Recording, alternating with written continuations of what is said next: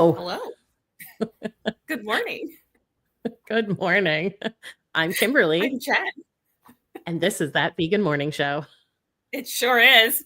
We had a little adventurous start to this episode, didn't we, Kimberly? We sure did. Technology loves to mess with you, everyone, the collective you, all the time, right? And this morning, we log in, we're like ready to go, and I can't hear Jen. And she's doing a bunch of things, and I can't hear Jen. So then she calls me on the phone where I can hear her. And then I open Zoom because we're like, let's check Jen's mic on her computer. Let's go to Zoom. I open Zoom, and all of a sudden, I can hear Jen. I don't know. Who knew that opening Zoom would fix a StreamYard audio issue? Right? Makes no sense. Nothing changed. My audio is the same, volume the same. I don't know. Good morning, Richard. Thanks Good for being morning, here in the Richard. chaos this morning. Thank you, Richard. Well, Kimberly, the Lionsgate portal is happening this week. Are you familiar with that? 8/8. So I don't know if anyone out there is into spirituality and energy stuff. This is a very potent week, and it actually opened up last week, which explains a lot of how my week went. Interesting. And I think a bunch of things are in retrograde also. So, Richard's been waiting for us. Oh, sorry, Richard. Well, thanks for being patient. Yes, thank you. We really appreciate it. me and Kimberly are still trying to get our act together here. Yeah. Well, Jen, how was your weekend? I asked you first. How was your weekend? Fine. My weekend was good. Had a crazy week, as I mentioned, at work, and my son was away for the weekend, so my husband and I decided to have a random adventure in New York City and just walked around by like the World Trade area and the Oculus, and then we decided to take the Staten Island Ferry. I haven't done that in a while. By the way, if you've never been to New York City, or you have but you haven't done touristy stuff, the Staten Island Ferry is free. So you can go and you can see the Statue of Liberty and the skyline and all these amazing sights. And you can watch all the people on the boats that cost a lot of money to go circle around the island. That's a great tip. Yes. And then there's a outlet mall right on the other side where the ferry gets off. So Old Navy was having a sale. So hit that up. And then we came back and had dinner and drove all the way back home. So that was fun. And then yesterday I caught up with things at home. Okay. What about you, Kimberly? Well, first I want to know, where did you have dinner in New York City? Bear Burger. Have you ever been to Bear Burger? Nice. They have some good vegan options, right? They have they're a non-vegan place, but they have a vegan menu. So it's always a hit with the non-vegan husband because he can get non-vegan food, and I can have an assortment of vegan food. So it's not just like one or two items. It's like really, really good. So I like to get, I think it's called my Sunshine Burger. It's like a sweet potato kale burger. And it comes with this vegan spicy green goddess dressing on top. It's like my favorite thing on the planet. And another thing I want to say about this, because a few weeks ago, we went to this place. There's this burger and wing place down the road from us that we've never been. My husband went there one time, but they have like a vegan option. Here's the thing.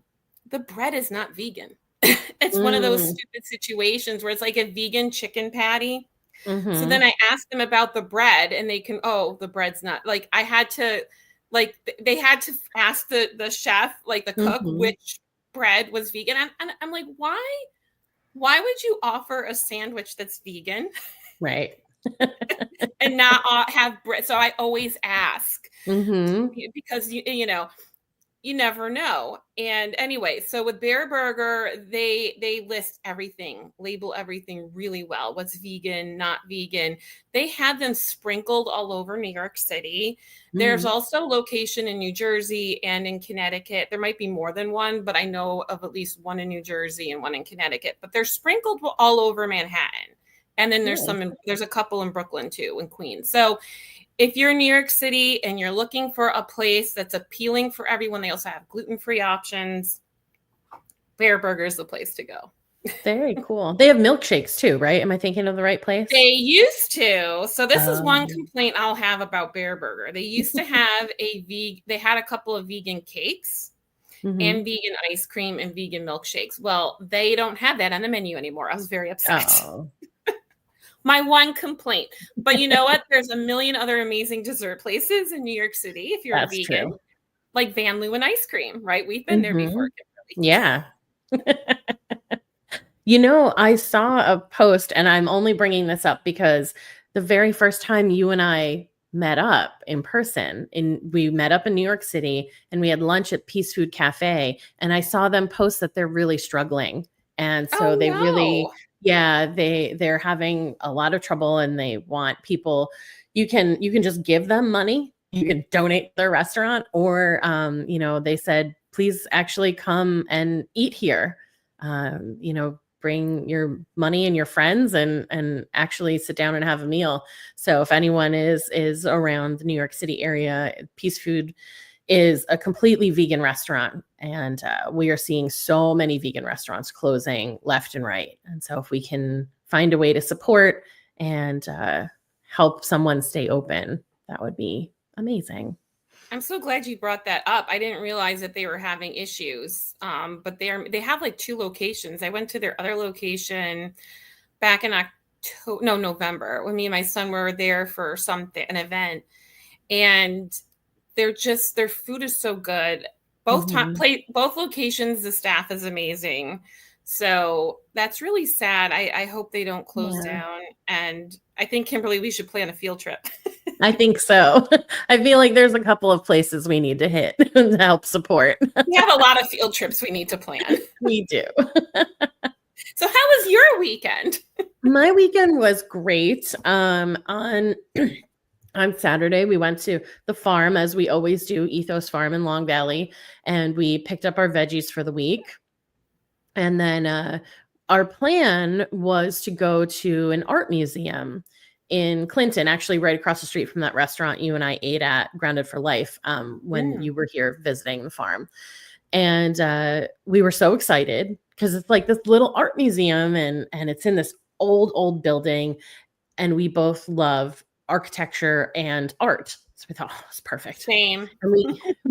So you'll have to come and we'll go. But there was no parking. So we had lunch at Grounded for Life, and then we even asked, we're like, we ate lunch here. Would they let us stay in their parking lot while we went across the street to the art museum for a couple of hours? And it was Saturday afternoon, and she was like, you probably stay here for like an hour, but we get really busy. And so of course, like, we don't want to take up a parking space for someone who wants to, eat at a vegan restaurant. So we had circled and circled and circled, and there wasn't a parking spot to be found. It was a beautiful day on Saturday, so it makes sense. It was beautiful. And it's very walkable in that area, so a lot of people were out. So we had to come up with something else to do. So we wound up at the U.S. Golf Association down in, I think, Bedminster. So it's a museum, so the history of U.S. golf, plus like the administration. It's like their headquarters, I guess. And they have a little like 9-hole section. It's not a course, but it's based off of the St. Andrews course in Scotland. And so you do this tour of the museum, and you can then go outside, you get a putter, and you do 9 holes. Now, I have never, outside of, putt-putt golf, I've never golfed before. And I've gone to the Top Golf to hit balls. But so where JP is like showing me how to stand, how to hit the ball. And the first hole, it was a par 2. So I actually got it in par. I got it in 2 strokes. And then it got worse and worse as we moved from hole to hole. And at one point it was like 7, and JP's like, okay, we'll just give you, like, come on, let's get, and I was like, no, one more. So I wound up with 8, and then I gave up. He got a hole in 1. which, Wow. yeah, they give you like, and it's all like, I'll see if I can find a picture. We can put it up on Instagram so people know what I'm talking about. But it was just like in a circle. So it wasn't like he hit it super far and it went a hole in one. But they give you a little certificate that you got a hole in one. Wow. It was really fun. There was tons of parking. So it was an unsurprised, like a surprising little adventure that we weren't expecting. So that was super fun. And then this weekend, of course, was SummerSlam. So we had 8+ hours of wrestling to watch professional wrestling between Saturday and Sunday night. So I was up way too late last night and had trouble getting up this morning. But overall, weekend was great. That sounds like a really great weekend. I love weekends that, are adventurous. It's like you know, things don't go out as planned, but then you end up having this other cool plan Yeah. that It was happens. So really great. that sounds like a lot of fun. It was, yeah. And I learned a lot of history, specifically about women in U.S. golf and Ooh. how there were so many impressive women even back, like when it first kind of came to the U.S. And it was just really neat. And I like that they highlight that because, most people, the thing that we know about golf is how discriminatory it has historically been, both against women and people of color. And so to go through this history of golf, and while of course there definitely were more like white men than anything kind of highlighted throughout, there were a lot of women and people of color as well highlighted. So that was really cool. Wow, that's not, and I feel like this is a great segue to the topic It that we're is. about to cover. I agree. How perfect, maybe this is how the universe works, right? You were meant to go there to give us a great way to transition to our story this week. It sure seems like it. So do you want to so you found this really interesting article by the Vegan Society that you shared with me a couple weeks ago, something like that. All the weeks kind of blur, but I think it was like 2 weeks ago. Yeah. One giant blur. So there's a really cool thing happening over in the UK where this soccer team, or football team as they're known over there, named the Forest Green Rovers, they are on a mission to become the most sustainable football team in the world, I think.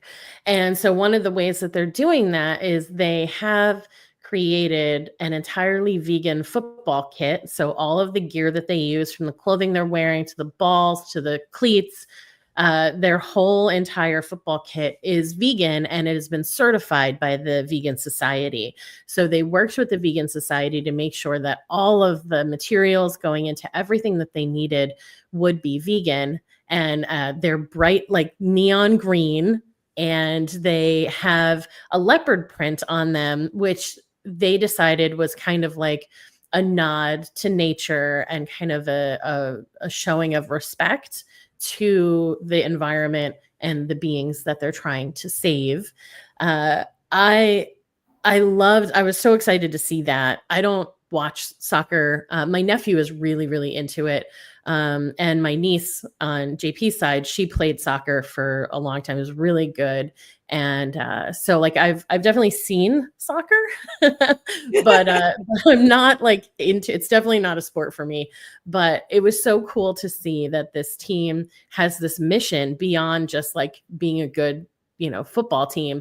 They also are looking to have a positive impact in the world. And that's one of the ways that they're doing that. And it was just so cool to think that this is the mission. But then also it got me thinking, and then you and I had a great conversation about, oh yeah, like where else in sports? Now I love watching sports, but I have never really played sports. But I've thought about here and there, like baseball and stuff, because that's my number one sport. But I've thought about like what people are wearing, the balls that they're using, what are they made of? But I hadn't really like dug into it. And then you and I had a conversation that even kind of sports that we, non-athletic people can do, like bowling. Yeah. So I'd love for you to share your experience the first time you went bowling after going vegan. Yeah, first of all, yeah, I'm so glad you found this story because it really started me going down a rabbit hole of looking up other things, like not only other sports, but just one of the things that I read in the article is just all the waste that Mm, happens from sports teams. And there's a lot of yeah. sports teams all over the world. Yeah. So, right? So not just what's going on here in the US, like, Mhm. soccer's big, cricket's big, right? And then there's also baseball, like there's sports everywhere. And there's so much waste that goes in our Mhm. landfills Mm. over this. And I was reading about how they've made it so that their uniforms can be recycled into new things again, Yeah. which is great, right? Because Mhm. you know, I I watched a documentary about a year and a half ago. I forgot the name of it, but it talked about the waste. It's on Netflix. Like they talk about the waste in the clothing industry and just in general, like how, they'll rip up like a designer thing and throw it in a landfill just because, it's past the season, right? Right. And so it was just about all the waste. And they showed like how our garbage just gets moved all over the world to other places. And I need to look up the name of this documentary because I feel like it's really important. But so I started down like just going on down an environmental rabbit hole for a little bit Mhm. last night and just preparing for today's show. And then yeah, going back to sports that we play, right? Bowling.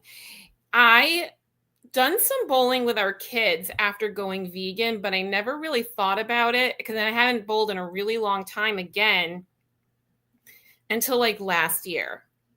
And then all of a sudden, I'm like, oh my God, what are these shoes made? It all of a sudden hit me. And Mhm. I've talked about this before, like the longer I've been vegan, the more I start thinking about beyond the food. Yeah. And right, because we all start with the food, usually Mhm. food and maybe the obvious things like leather. But that's like with clothing, right? But Mhm. then you start going to social things like going bowling, and it's like, oh my God, what do you do? Yeah. And there are some shoes you can find. We found some sites online where you can get and you found one for dancing shoes, right? That's Mm. another one I didn't even think about, Yeah, I've got some right? comments on that too. We really went down this like spiral. I remember last week when we were meeting about this show. Yeah.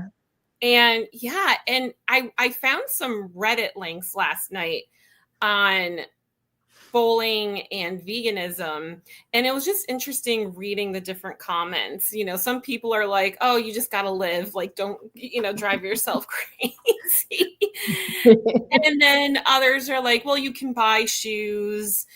Some bowling alleys will even let you wear your own shoes, or sometimes there's like options where you can just ask them. I read one comment where you can slip something on over your regular shoes. So I feel like I never thought about the asking. So I feel like that's something really good to throw out there is, you Mhm. know what? You can ask your bowling alley if there's another option. Yeah. Maybe you can wear your socks if you're fine with that, right? Um, what I think, it's very challenging, right? Because we live in a non-vegan world, and it's Mhm. doing the best you can. But sometimes you're going to run into these situations where maybe it's not something that you're buying, but it's Mhm. something in a public space. One of the comments I read last night also was you're paying for the game, you're not paying for the shoes. So that was one way that someone was looking at it. So I don't know. What are Mhm. your thoughts on the bowling, Kimberly? So, yeah, so I feel like I love the idea of asking, "Do you have some other option for me?" But then I think about, what if I was the only vegan in a large group of people and we go bowling and I'm kind of making a stink about it? It's leather shoes, or maybe even just them hearing me ask, hey, do you have something, that I can use other than these shoes?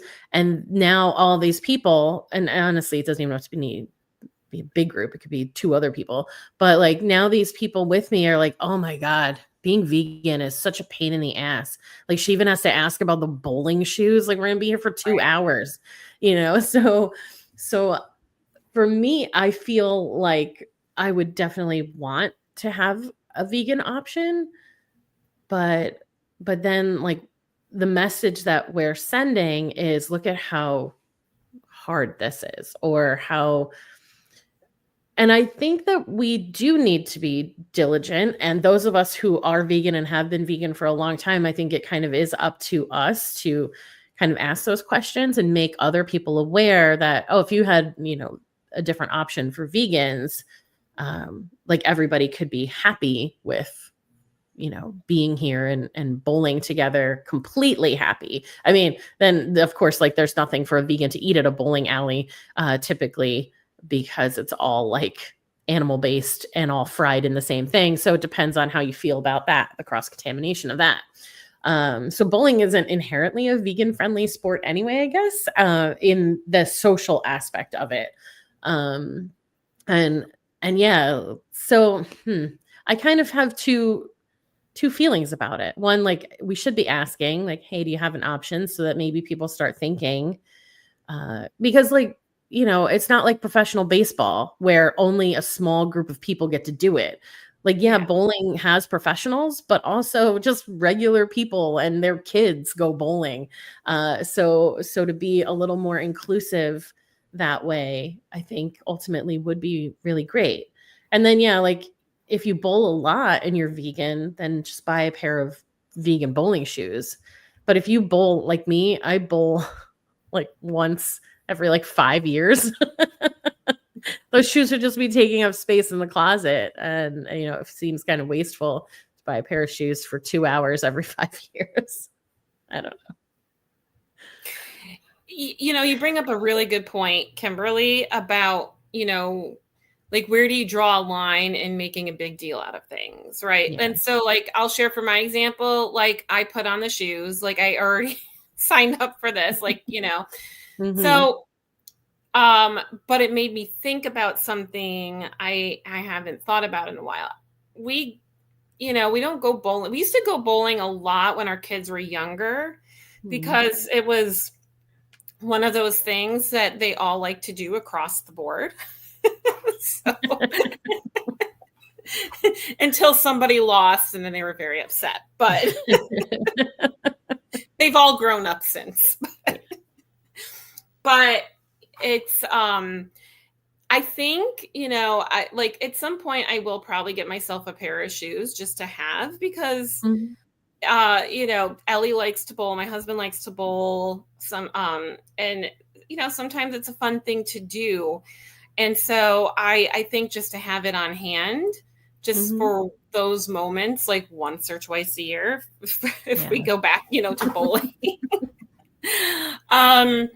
So yeah, I just, it's like one of those things where, and then also, right, you don't want to turn people off to veganism. But then the flip side to that is you're also planting awareness. So I feel like this is like using your personal discretion. Yeah. So you and I just did a blog challenge in July. And in my last post last week, I asked people what their favorite post of mine was. And I got a surprising answer from one person, which was, I did a post about bees and answered the question, why don't vegans eat honey? And I did a big deep dive in this post. And she commented in my comments how she never thought about bees before that way. And it's something she's going to look into more. Nice. And that made me feel so good. Yeah. Right? Because I was just sharing important information. It was important to me, which it should be important to the world, but I'll focus on myself, right? Yep. And I was like, I don't know how people are going to like this or going to be annoyed or whatever, but you know what? I'm standing and just sharing what's important to me, and whatever people think about, whatever, it's on them. I'm getting more bolder and just showing up and speaking up. And this article that I posted a few weeks ago was still on her mind. Yeah. Right? So I felt really good about that, because she's not vegan, but I made her think about something that she never thought about before. Right? Yeah. And so a seed was planted, and who knows where that seed's going to go. Right. So circling back, right? So as vegans, we have a lot of responsibility. We do. And it doesn't have to start that way. So anybody who is watching this who isn't vegan and is thinking about it, like, you can start small. You know, cut out the obvious animal products first, and then keep learning. Always keep learning. I'm always learning. I mean, I'm 8+ years, over 8 years vegan.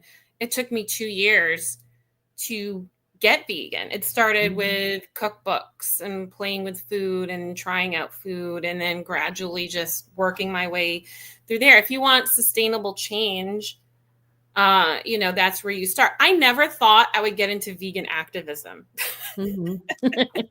Yet here you are. Here I am. and since getting into that, it's created this whole other world of awareness for me. And I think too, it's all on how you communicate it. Like, not doing it from a preachy place, but doing it from an educational place. Like, when I share information with people, I'm not trying to do it from a place of vilifying them because they're not aware of it, or they feel like they don't care. Because I used to not think about these things too. All right. Like, it's the cognitive dissonance. And then as I've been vegan longer, like, I've noticed there's like cognitive dissonance that I still have had in other areas, right? Like sports and other stuff. And again, I think, it's start where you are and just meet yourself where you are with the change, and be kind with yourself, because a few changes are still impactful. Yeah. Nice. Thank you for that. Just to go back to our topic, and that was a great tangent that we went off on, the dance shoes. So I was just, Googling, like Jen said, we were chatting about this idea of sports and gear and that kind of stuff. And we started to think beyond kind of the professional sports, like that football team that's got their whole vegan kit, and looking at things like bowling and dancing and things that we do as like regular people. And so I started Googling dance shoes because I was like curious. And I had even looked into dance classes and stuff just to give myself something to do to be more active. And I love dancing and I'm really bad at it. So I thought maybe I could learn how to do it and enjoy it, and not like, and be able to do it if people saw me. And so I started looking at dance shoes, and I found a website that had a whole page that said vegan dance shoes. And I was so excited about that. And I even found that rainbow colored pair that we were both like, oh my God, it's so pretty. I just was like really poking around, and I wanted to dig in a little bit more. And it does say like the shoe is made from leatherette, like the straps and stuff, but the bottom of it suede. What? And not micro suede, which I believe is the vegan version of suede. It just says suede. And I couldn't find anything that said that it was micro suede or, not animal based. So even when we're digging in and we think we've found something, like, so if I were going to buy those shoes or a pair of shoes from that website, I have to like find a contact to call or email to get clarity on it. And then, because now they've kind of hit me in my trust, where now I'm feeling like, oh, I don't know if I can trust. If they were to come back and say, no, it's not animal-based suede, it's actually, fake, I was imagine a word that people might use. I don't know that I would trust it. Like they'd have to come back to me and be like, oh, it's made from polyester and this and that, whatever the blend is. And for me to even feel like kind of okay about it. So I immediately felt like, oh, this is like, I don't know if I would trust it. I wouldn't order from this site. And that's like something important for people who are selling things where maybe you're not vegan, but you know that vegans are looking for whatever is you're offering. So you're trying to find a vegan option. Please do your due diligence and make sure that the vegan option you're offering is actually 100% vegan. I was so disappointed because I love those shoes. And I was like, if I buy these shoes, now I got to take a dance class. And I thought it was going to like push me in that direction, but I got to keep looking. Oh my God. First of all, you know what? This reminds me of my bread story from when we started this show. Right? You have this vegan burger on the sand. You say the patty is vegan, but then the bread is not vegan. Right. But you don't list that it's not vegan, but because I know how some places think, I ask, oh no, yeah. Yeah. So this is just like vegan bread. Yeah. Yeah, unbelievable. Right? And I'm so glad you poked around more because those are really cute shoes. And it just goes to show how like if you're a vegan business, whether it's dance shoes or a restaurant or whatever, if you have something labeled vegan, you want to make sure that all the components of the product and all of its pieces combined together are actually vegan. Yeah. Yeah. There was a story years and years ago, maybe early 2000s, where there had been this like vegan tuna on the market. And you could only get it at health food stores. It was definitely not in like a mainstream grocery store. And they went out of business and everything was taken off the shelves because it turned out that there was actual like tuna in the product, even though they were claiming it was completely vegan. Yeah, I can't remember the name of the brand. But I remember being horrified. What's that? How long ago was this? I think the early 2000s. I'm trying to remember, like based on who I was dating at the time, that would help me place because I remember having a conversation with the person I was dating. So yeah, I'd probably say like 2004, 2005. Yeah. Oh, okay. Yeah, I wasn't vegetarian. I was thinking of none of those things. Yeah. That makes sense why I don't know about this. Yeah. Wow. Now you know I'm going to be Googling later. Oh wow. Really, it's we're past time. Oh my gosh. We started late. So yeah. I feel like, and here I was like going on to other sports. I know. Well, you know what? We can stay on for a few more minutes if there was some other stuff you wanted to like bring up, because I feel, this sounded like a great conversation, but I don't follow sports. I mean, I do a little bit. My husband likes football. He's a 49ers fan, so I'll watch football through him, with him when I'm supporting his team. But like, I wasn't sure how much I'd be able to contribute, but since we've been like peeling back the layers, there's a lot of layers to this topic. Yeah, for sure. My understanding is that basketballs are completely vegan. So to buy a basketball at the store is possible as a vegan. And football, since you mentioned that, the old adage is like, let's go toss the pigskin around. Thankfully, footballs are not made from pigskin anymore. So that was nice to discover. Yeah. But yeah, I guess that's it. We can wrap up now. I don't want to. Listen, Kimberly, I could speak to you for another 10 hours. I know, because we could go back to like what you were talking about and the whole transition thing. So yeah, at some point, somebody will pay us to do this for hours a day, and we can have lots of conversations together about all of the vegan things. And there's always, like we said, there's always stuff to learn and discover. Both surprising and exciting. So exactly. But in the meantime, me and Kimberly have day jobs, so you only get us once a week. Exactly. Oh my gosh. I can't believe, I guess I had an alarm still set. Sorry about that. Well, on that note, we have we have a guest next week, don't we, Kimberly? We do. Yes, Sue the pigeon lady. I can't wait.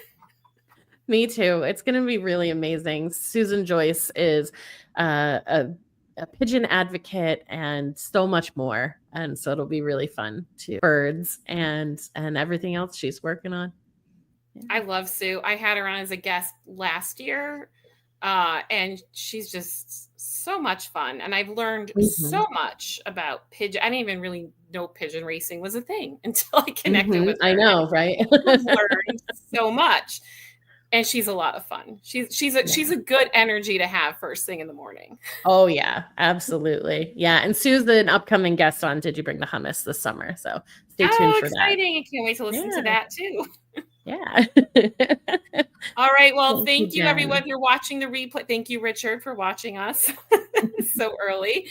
Yes. And if you're catching the replay, mention, let us know where you're watching from. Kimberly and I like to know where our viewers are from. If you have a question or a comment, let us know in the comments and we will respond as soon as we can. Yeah. Tell us more about vegan sports stuff or stuff in sports you'd like to see vegan. Yes. Or a few or some other topic. What's something you would like me and Kimberly to talk about in a future episode? You could help us. We could use your help. Yep.